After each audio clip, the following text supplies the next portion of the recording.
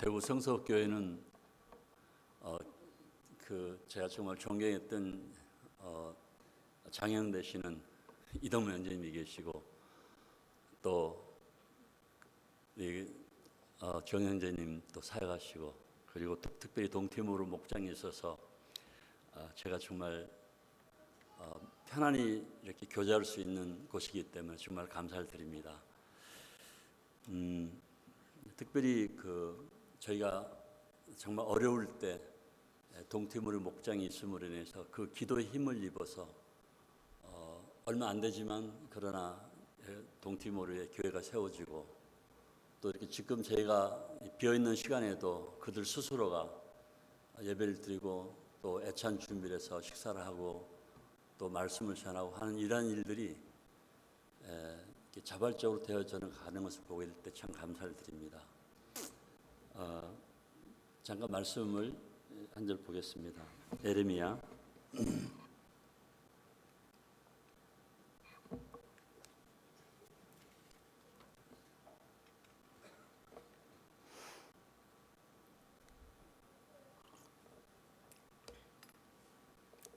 1장 5절입니다.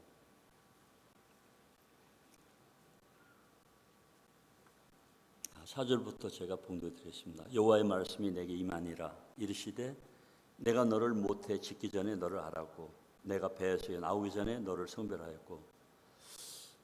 네, 제가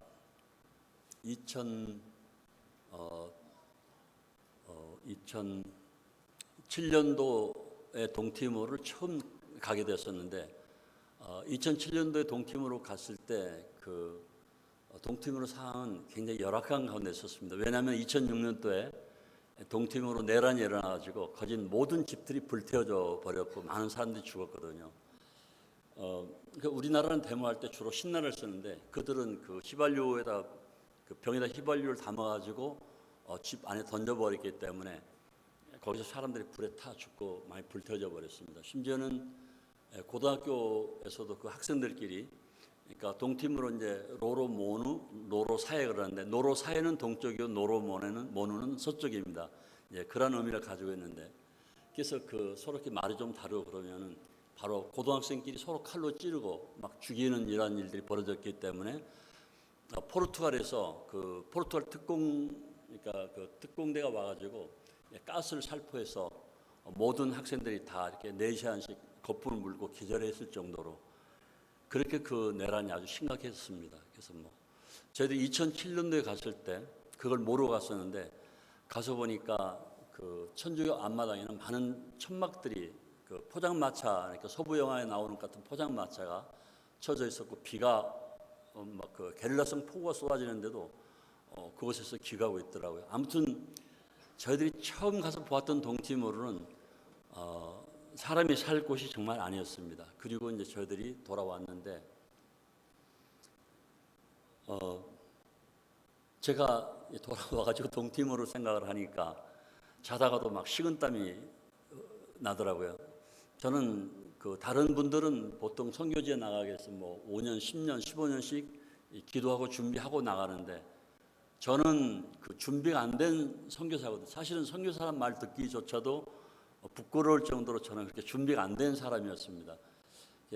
논산교회 개척해가지고 11년 동안 고생을 많이 했기 때문에 이제 그만 접고 쉬려고 그랬었는데 주님께서 접기 전에 4년 전부터 계속 말씀하셔가지고 계속 동티모르 갈 것을 강요하셨기 때문에 제가 어쩔 수 없이 2009년 7월 달에 동티모르를 상륙하게 된 것이죠. 그래서 그 전에 동티모르를 생각하면 정말 가기 싫었습니다. 그래서 이 나이에 먹어서 예를 들어서 대구 사람들이 목포나 광주 가서 뿌리를 내린다는 것도 힘들고 또 광주나 또 충청 사람들이 대구 와서 또는 제주도 가서 새롭게 삶을 시작한다는 것도 어려울 텐데 전혀 언어와 모든 게 다른 동티모르로 시작한다는 게 저는 정말 두려웠습니다. 그래서 정말 잘 때는 땀을 흘릴 정도로 그렇게 가기 싫은 곳이었는데 주님께서 가라고 그래서 이제 가기는 갔습니다. 그런데 갔다 와서 새벽에 주님이 저에게 주신 말씀이 이 예레미야 1장 4절 5절 말씀이었습니다. 저는 그 어머니 태에서부터 별로 이렇게 축복받지 못한 사람이었거든요. 그래서 어머니가 낳기를 싫어했던 사람이었고요. 그리고 6.25 전쟁은 그 저희 형이 전투 경찰이었기 때문에 뭐 저희 작은 아버지랑 그 빨개들한테 붙잡혀서 불에 태워 죽는 그런 죽음의 그 사선에서 겨우 살아난, 뭐 시간이 없으니까 자세한 얘기를 하지 않겠습니다. 그래서 그런 어려움을 겪었고, 또 월남전에 제가 해병대로 참전해가지고 최전방에 가 있었기 때문에 헬리콥터로 타고 후송하고 또 죽을 고비를 정말 많이 넘겼거든요.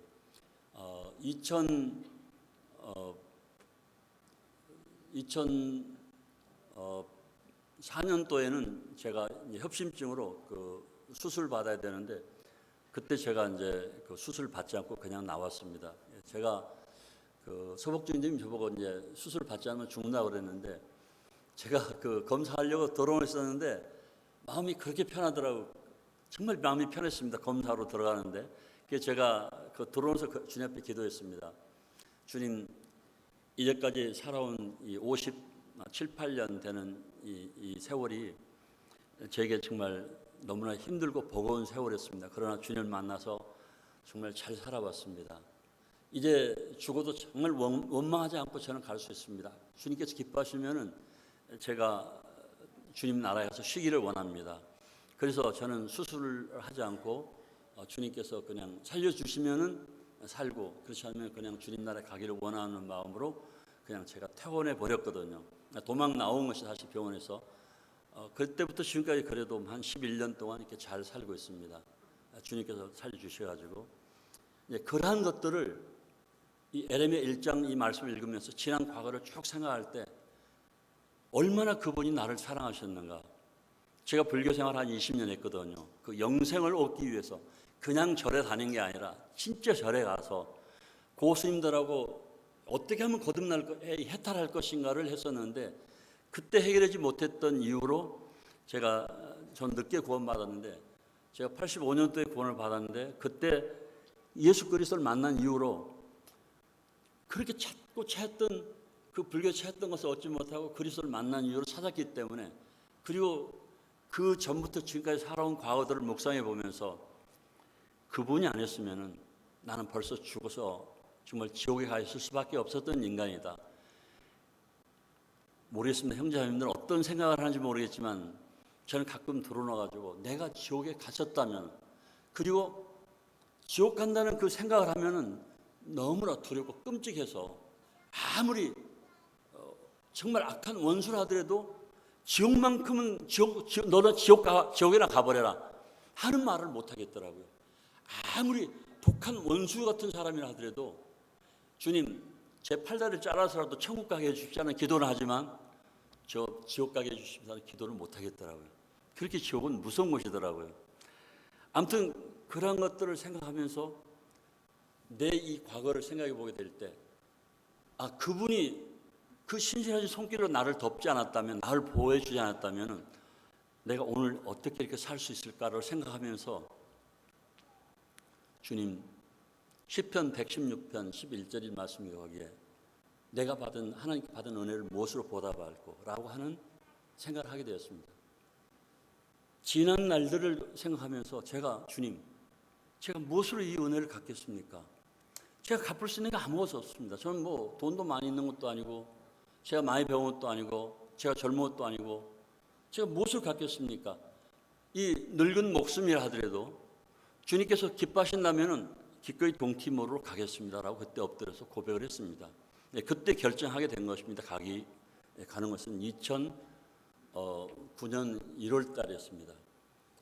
그래서 제가 이제 파송식을 받고 동티모르를 갔습니다.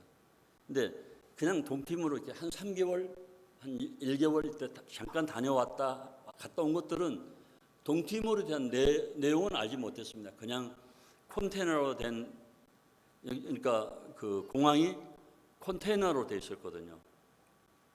그리고 제가 머물렀던 호텔도 컨테이너로 되어 있었는데, 드론을 보면 그 구멍이 뚫려가지고 별이 보이는 그런 곳이었습니다. 그렇다 하더라도 뭐 그런 것들은 동티모르에 대한 것은 자세히 알지를 못했습니다. 그리고 이제 2009년도에 갔는데 2년 동안은 이제 언어 공부하고 그러면서 그 한 집, 그러니까 주인이 살고 있는 집 안에서 새를 들어 살았습니다. 그러다가 2011년도 이사를 했는데 그때부터 동티모르 사람들이 어떤 사람들인가를 저에게 나타내 보이기를 시작하더라고요. 건축을 하는데, 그리고 주님도 이제 함께 역사했습니다.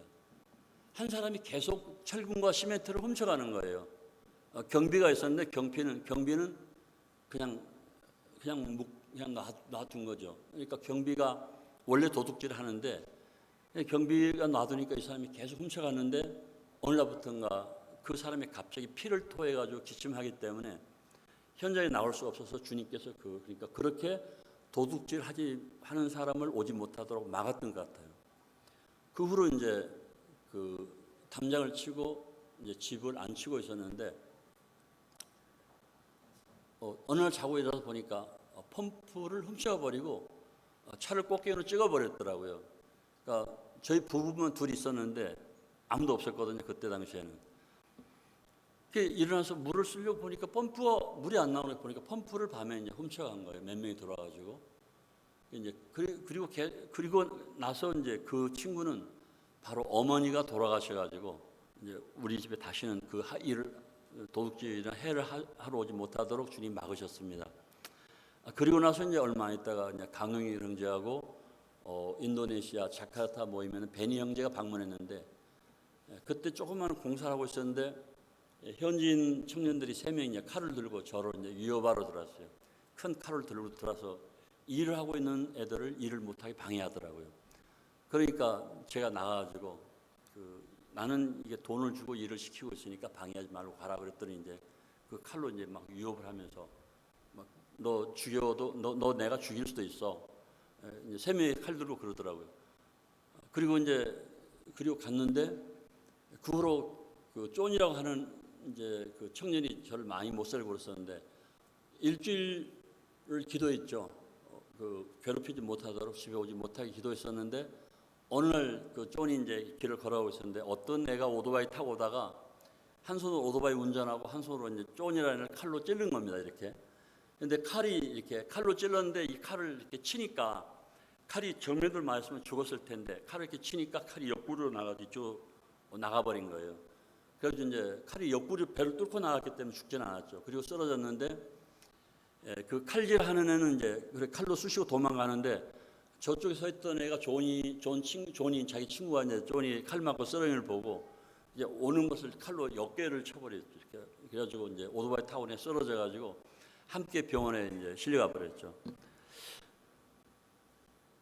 이제 그런 것들로부터 시작해가지고 돌을 너무 많이 던지는 거예요. 돌을 이렇게 던지면 이제 투석하는 거죠, 집에다가. 그럼 이제 집에 함석 지붕인데 그게 한 5m 되니까 돌 떨어지는 소리가 막 천둥 치는 것 같거든요. 그래서 어떤 한국에 있는 교민 회장은 그 부인은 그것 때문에 노이로제 걸려가지고 다른 곳에 그냥 이사해 가버렸는데 그 정도로 돌이 이게 저녁에 딱 떨어지면 한 8시나 9시 되면 조용하거든요. 그때 지붕에 돌이 떨어지면 팍! 그래서 온 동네까지 쫙 소리가 퍼져나가거든요. 그리고 이제 새총으로 이렇게 새총에다가 그 볼트를 넣어가지고 쏘는데 자매하고 이제 커피 마시려면 총알이 날라가지고 그 새총 그러니까 그 돌이나 그 쇠가 날라서 벽을 맞고 떨어지는 거죠. 그게 이제 그 깔랭이 두꺼운데도 빵꾸가 나더라고요. 비가 이제 새어오르는데 그런 가운데서 계속 살아가니까 많이 좀 저도 사실 힘들었습니다. 그런데 대구 가서 보니까 이제 소창 형제님하고 자주 이제 부부를 만나고 되는데 제가 두 분을 뵈면서 이렇게 느끼는 것은 참 부드러운 사람들이다. 어떻게 그 부드러움을 간직할 수 있을까라고 생각을 합니다. 저는 정말 성질이 아주 나쁘거든요. 이제 우리 정인재님이 계시면 정인재님은 이제 그러니까 로마 정부 같으면은 그 로마 그 정부를 운영해가는 이제 그런 그 원로라든가 또는 이제 뭐 황제라든가 그 황제 핀 원로 같은 이제 그러한 그 운영에 있다면은 저는 최전방에 나가 있는 야전 사령관 같은 사람이거든요. 그러다 보니까 칼 들고 맞히지 않으면 죽는 것 같은 그런 상황이 있다 보니까 성격이 진짜 나빠졌어요. 그래서 제가 이제 오기 전에 자매한테 그랬거든요. 이렇게 나쁜 성격으로 한국에서 운전하다가 조금 무슨 앞에 이만한 나타나면 에이 막 욕 나오면은 한국 성도들이 들을 때 무슨 선교사가 졌다이냐, 무슨 저런 사람이 선교를 하냐 그러는데 제가 그런 모습 어느 날 변했었어요. 아주 악하고 아주 포악한 사람 같은 그런 자로 변했죠. 그러니까 저는 선교사 하기 정말 없습니다. 그런 가운데 2010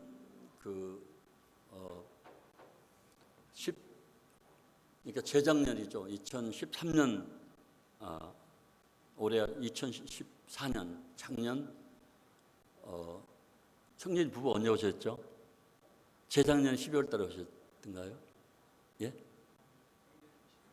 작년 12월 오셨죠. 그러니까 작년 3월 달에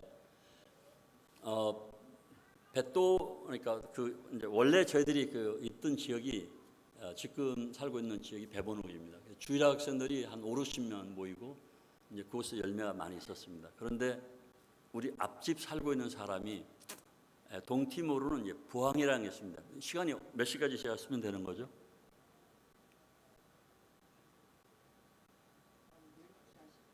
아, 12시 10분까지. 지금 빨리 얘기를 끝내야겠네. 이 부항이라는 게 있는데 그것은 손에다 이게 약을 바르고 악수를 하면 상대방이 3일 안에 죽어버립니다. 그리고 이제 여기 손끝을 약을 발라가지고 이걸 이렇게 튕기면 이 약이 날아서 이마에 맞으면 바로 3일 안에 죽거든요. 저는 그게 거짓말인 줄 알았어요. 근데 인도네시아에서 베니 형제가 왔을 때 제가 물어봤더니 사실이라고 그러더라고요. 그러니까 동티모르에 있는 뭐 대학교 나온 형제들도 사실이라고 그러는데 저는 못 믿었거든요. 인도네시아 사역자인 베니 형제가 와서 물어보니까 사실이라고 그랬어요. 그때 알았습니다. 그 부항이라는 사람, 그러니까 그 주술사 같은 그런 사람인데 그 우리 거기에 왔던 주일학생들이 다 이제 그 앞집 사는 사람이 이제 그런 사람이라고 듣고 있었어요. 그래가지고 이 루카스라고 하는 사람이 애들이 오면은 하지마 거기를 왜 가 그러면은 주일학생들이 오지를 못하는 것입니다. 그래가지고 주일학교 없어져 버렸어요. 결국 구원받은 몇 명 빼고는 이제 아무도 오지 않았죠. 그리고 저희가 이제 고민하다가 벳도라는 지역에 다시 주일학교를 시작했습니다. 근데 거기서 주일학교 한참 번성했는데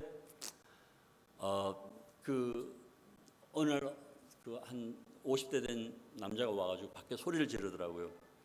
지금 뭐 하고 있느냐? 너희들이 경찰에 허락 받았느냐? 또 자격은 가지고 있느냐?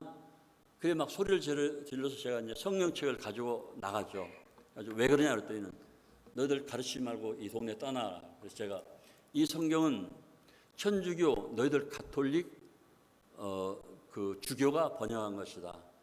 그래서 이 알베르토라는 주교가 번역한 건데 우리는 이 성경을 가르치는 것이지 다른 걸 가르치는 게 아니다. 그리고 네가 직접 와서 보고 우리가 잘못 가르치는 것이 있으면 그 얘기를 해라 그랬는데 막 소리를 계속 지르면서 그 안에 있는 애들 불러내더라고요. 그래가지고 소리를 지르면서 그 안에 있는 애들 나오지 않으면은 쫓아내버리겠다. 나중에 가만두지 않겠다. 그러니까 주일학교가 다 흩어져 버렸습니다. 그리고 이제 그 다음부터는 모이지를 못했죠. 왜냐하면 정말 그들은 와서 불질러 버리고 우리한테 어떤 해를 가해도 우리가 방어할 힘이 없는 거예요. 왜냐하면 경찰이 오죠. 그러면 이제 조사하고 나서 너희들은 이걸 왜 가르쳤느냐? 우리나라는 가톨릭이 있기 때문에 가톨릭이 가르친 그대로 평안한 가운데 있었는데 너희가 왜 와서 쓸데없는 걸 가르치느냐? 그래서 너희가 원인 제공했기 때문에 떠나라 하고 추방시켜버리면 떠날 수밖에 없는 거예요. 그래서 이제 거기를 문 닫았죠. 자매가 그 일로 인해서 아팠습니다. 거진 자매를 잃을 뻔했어요. 한 3일만 지나면은 이제 더 못 살 것 같아서 급하게 그냥 비행기로 와가지고 아산병원에 입원했는데 그때 이제 오기 전에 제 마음에 정말 괴로웠어요. 주님, 제가 동티모르를 떠나야 됩니까? 미얀마라도 가야 되는 것입니까? 뭐 이왕에 이제 선교사로 나섰으니까 뭔가를 주님 앞에 확실한 열매를 이렇게 보여드려야 되는데 그렇게 기도하고 있었는데 작년 3월 11일 날 새벽 3시에 주님이 이렇게 사도행전 23장 11절 말씀을 제게 하셨습니다. 제가 잠깐 찾아서 읽어드리겠습니다. 그날 밤에 주께서 바울 곁에 서서 이르시되 담대하라 내가 예루살렘에서 나의 일을 증언한 같이 로마에서도 증언하여야 하리라 하시니라.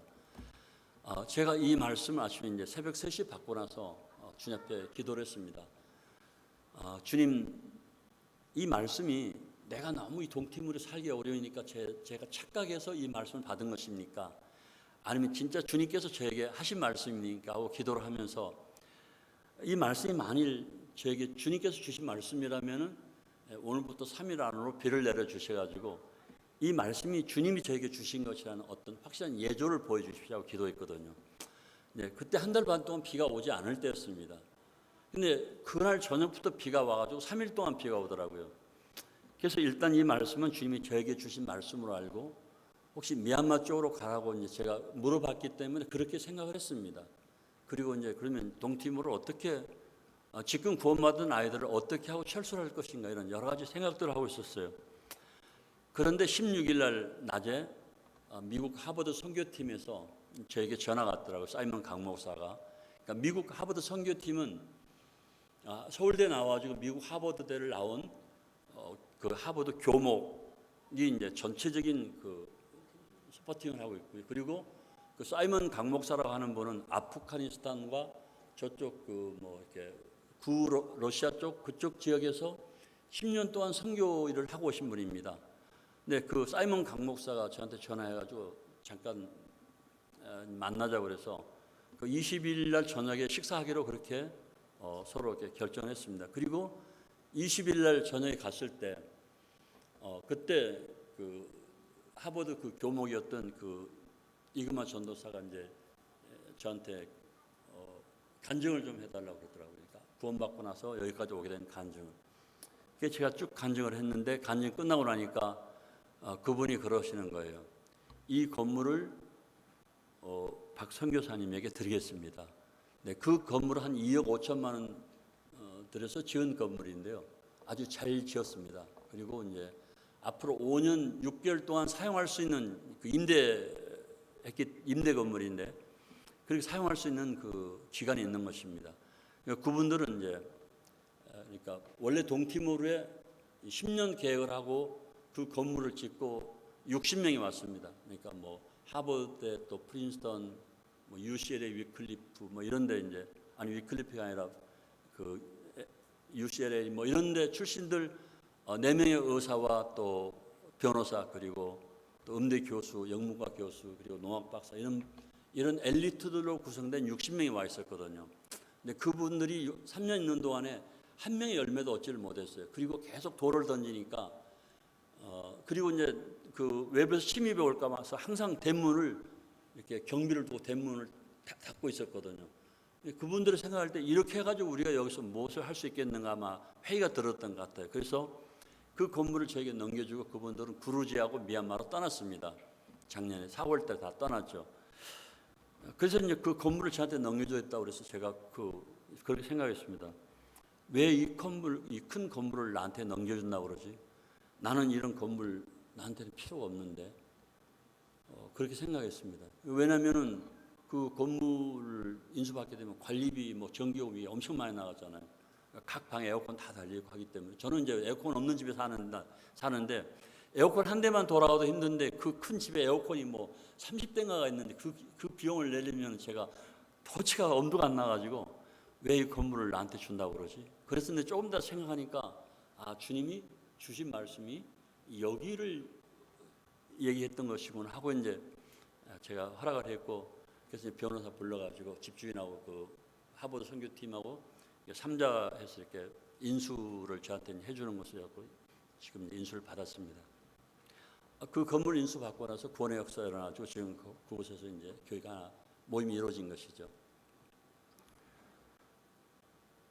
금년 들어가지고 제가 자세히는 말을 못 하겠는데 그들이 괴롭히는 것 때문에 제가 병이 들었습니다. 사람이 괴롭히니까요. 그냥 아침에 차 타고 나가면 들어올 때까지 택시나 오토바이가 항상 그 접촉 사고를 일으키려고 기다리고 있어요. 일단 접촉 사고가 나면은 경찰이 오고 경찰이 오면은 모든 것은 다 제 잘못으로 이렇게 4번 당해 4번 다 제가 물어냈거든요. 그러니까 말이 쉽지 정말 어렵습니다. 차 타고 나가는 것 자체가 아주 고통이었어요. 그게 막 그러한 것들, 하여튼 다만 하루에 한 번도 가만 안 놔두고 이렇게 괴롭히니까 그래서 이제 금년 2월 달부터 4월 달까지 병들어가지고 거진 다 죽게 되었습니다. 그런데 5월 달 들어가지고 주님께서 새벽에 요한복음 11장 4절 말씀을 저한테 하시더라고요. 그러니까 어떤 큰 문제가 있었는데 그 문제가 해결 안 된 상태에서 저한테 이제 병이 들어버렸거든요. 그런데 그 11장 4절 말씀이 이 병은 죽을 병이 아니라 하나님께 영광을 나타내게 하며 그 아들로 하며 영광을 얻으시려 함이라. 이 말씀, 그 말씀이 딱 떨어지고 나서 그 문제가 해결되고 그 말씀 받는 그 순간에 병이 나아버리더라고요. 그러니까 하나님 말씀밖에는 없다는 것이죠. 계속 말씀으로 인도해 주셨고 말씀으로 역사하시고 그 말씀이 능력으로 나타나시고 그래가지고 이제 저희가 금년에 다시 이제 그 문제가 해결되고 나서 이렇게 들어오게 되었는데요. 아무튼 동티모르는 좀 이렇게 정말 좀 이렇게 선교하기가 어려운 그런 나라입니다. 이게 여자애들이 임신을 하면은 이제 그러니까 여자를 이렇게 연애를 주로 많이 하고 이렇게 스킨십 하느라고 강가에 가면 많은 젊은 이렇게 커플들이 앉아 있는데 그러다 이제 이렇게 접촉을 하면은 애를 갖게 되고 애를 가지면은 소를 4마리 정도는 그 지참물로 줘야 되는 거예요. 그 남자 쪽에서 여자 쪽에. 그리고 이제 로스팔로스라고 어제 우리 그 소영집에 같이 만났던 애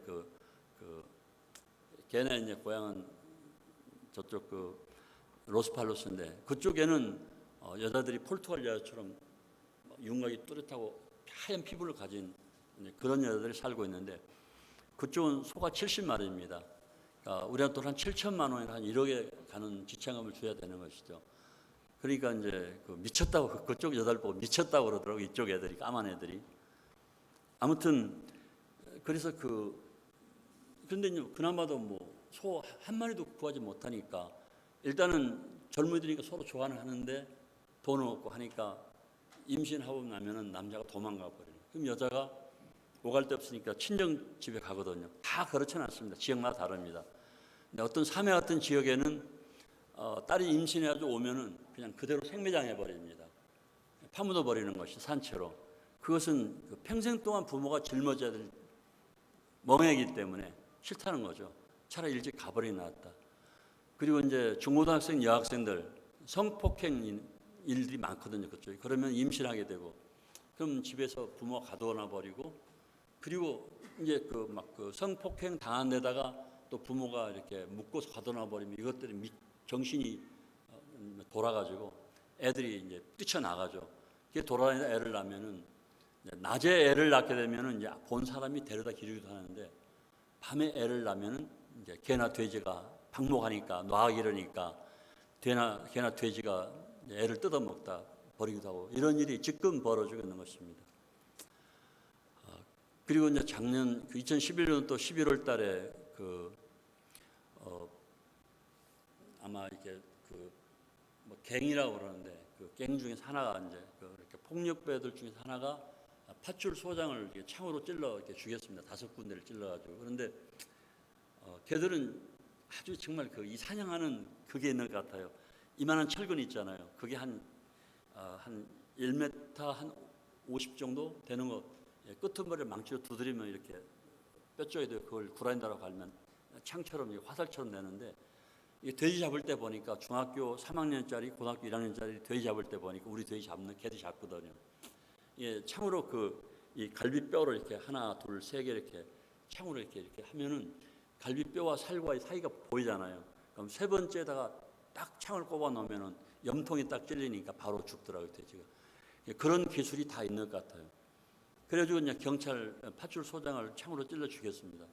그러니까 팥줄 소장 쪽에서 팥줄 소장에 소속된 그러한 가족들과 경찰들이 이 창으로 찌른 사람 집에 가가지고 그 창으로 찌른 사람이 살고 있는 그 부족 마을에 가가지고 122채를 불태워버렸습니다.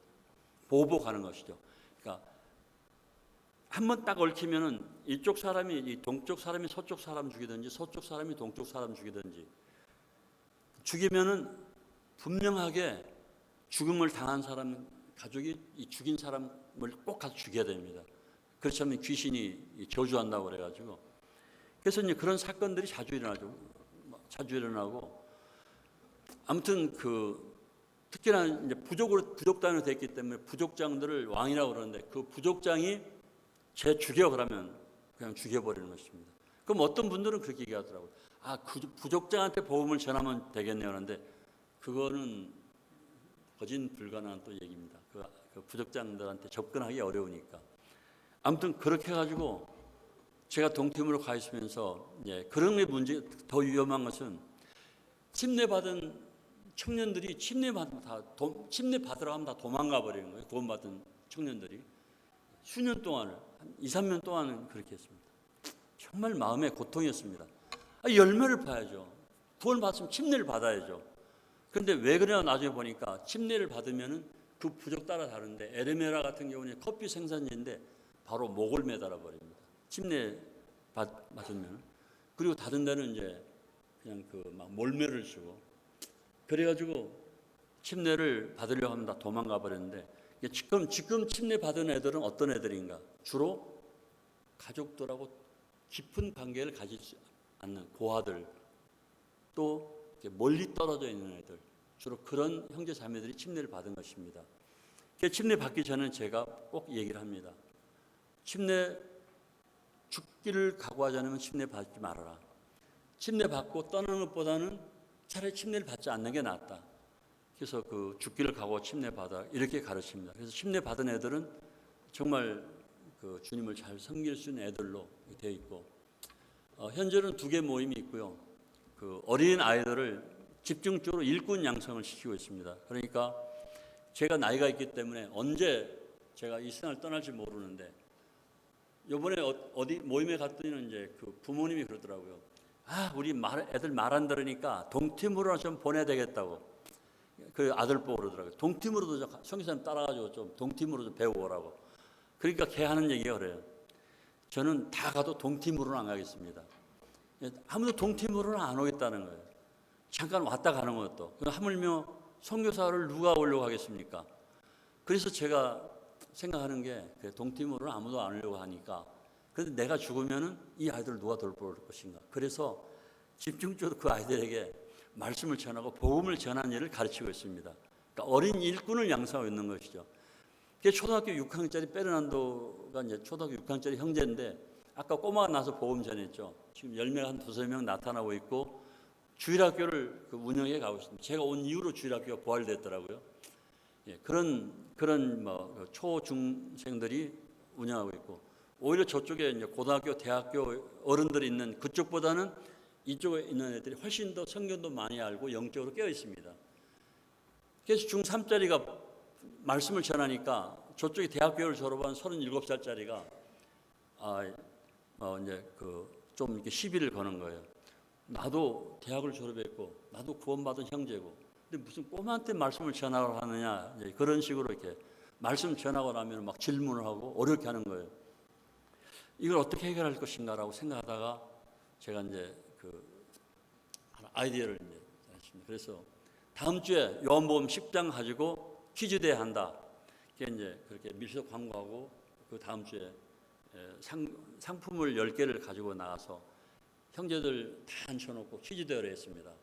그래서 이제 10장 안에 있는 것 중에서 주제를 가지고 말씀을 이렇게 제가 질문하면 답을 하는 것이죠. 그렇게 해가지고 퀴즈 대회를 했는데 지금 중학교 3학년 마테우스 형제가 말씀을 전하고 있는데 그 형제가 6개를 맞췄어요. 그러니까 상품 6개를 가져가고 그 시비를 걸었던 거기 37살짜리 먹은 형제는 하나도 못 맞췄어요. 그러니까 그 다음에 입을 딱 다물어 버리더라고요. 실력으로 나오는 거니까. 그래서 지금 그 아이들이 그런 식으로 해서 영적인 그리고 성경을 아는 지식에 따라서 리더가 지금 세워져 있고 그들이 운영되어 가고 있습니다. 우리가 보면 좀 웃을 것 같죠. 그런데 초등학교 6학년짜리가 만찬 떡 굽고요. 그리고 그날 점심 먹을 거 닭고기 튀기고 다 음식 해가지고 나물 무치고 해서 해서 같이 이렇게 예배를 드립니다. 그리고 설거지는 또 다른 애들하고 이렇게 분담해서 일하거든요. 그런 식으로 돼가고 지금 저쪽 고등학교 이상 되는 애들은 처음에는 제가 조금 이렇게 생활비를 지원했었는데 지금은 이제 대학교 다닐 때만 지원할 것으로 생각하고 지금은 일절 지원해주고 있지 않습니다. 감당하니까 믿음으로 인내하고 대학교까지 들어가게 되면 그때 지원해주겠다. 그러니까 지금 이제 자기들이 돌아가면서 쌀도 사고 나물도 해서 아주 최저의 생활을 하고 있죠. 그러나 하버드 선교팀이 준 건물이 있기 때문에 거기서 지금 영적으로 성장해 가고 있습니다. 아무튼 자세한 얘기는 제가 이제 시간이 없기 때문에 맞추고요. 나중에 개인 교제할 수 있으면 하고요. 대구 성서교회 특별히 동팀으로 목장팀 형제 자매님들에게 진심으로 감사를 드립니다. 왜냐하면 형제 자매님들이 기도해 줬기 때문에 제가 그 어려움에서도 다 이길 수 있었던 것은 이러한 아름다운 기도의 모임이 있기 때문에 그렇다고 생각하고 우리 정형제님이 이렇게 어떤 분이 그러더라고요. 이렇게 야구 감독, 또 전쟁터 장군, 또 음악 지휘자, 그리고 목회자 이렇게 네 가지를 얘기하더라고요. 다 이분들은 특별한 사람들이라고 그러더라고요. 왜냐하면 지휘자가 잘못하고 음이 하나만 비음이 나오면 완전히 망쳐버리고 야구 감독이나 축구 감독이 그 선수 기용을 하다가 하나만 잘못 기용하면 그 망해버리고 전쟁터에서 물론 그 작전 참모가 이제 다 작전 지시를 하지만 그러나 최후에는 그 사령관이 결재를 하잖아요. 가라 안 가라 하는 본인 판단에 의해서 이제 하는 건데 그래서 이제 그게 성공하기도 하고 실패하기도 하고 실패하면은 제가 월남전에 가서 제 그 중대가 다 죽었던 것처럼 다 죽어버리거든요. 하루 저녁에 다 죽어버립니다. 수백 명이 하루 종일 싹 죽어버리거든요. 그것은 그 대대장이 이 현재 상황을 잘못 판단하고 지시하면 바로 가버리거든요. 그래서 우리 중대가 다 전멸해 버렸었는데 그러한 것들 또 목회도 이 목회자 참 제가 이 성수교회 와서 보면서 저에게 이런 교회를 맡겨주면 저는 운영을 못해 가겠다는 생각이 들더라고요. 이건 참 이 운영의 묘가 있습니다. 저는 사령관이기 때문에 야전 사령관이니까 나가지고 칼 들고 맞들고 막 싸우는 걸 할 수 있는데 또 이런 그 큰 교회 운영하는 것은 못하겠다는 생각이 들면서 아무튼 이제 그런 그 일을 잘 하시니까 참 감사가 되고요. 다시 말하지만 전국에서 제가 이제 있기 때문에 하는 얘기가 아니라 제가 느끼는 겁니다. 동팀으로 위해서 진짜 전심으로 기도해주는 가장 으뜸된 이 팀이 바로 동팀으로 목장 성소교회 팀이다라고 생각을 합니다. 이런 다른 곳에 제가 한 60개 교회 다녔지만 이렇게 시스템이 갖춰지지 않았더라고요. 그러니까 시스템이 갖춰지지 않았으면 힘이 없는 것이고 그리고 충성스러울 수가 없다는 것이죠.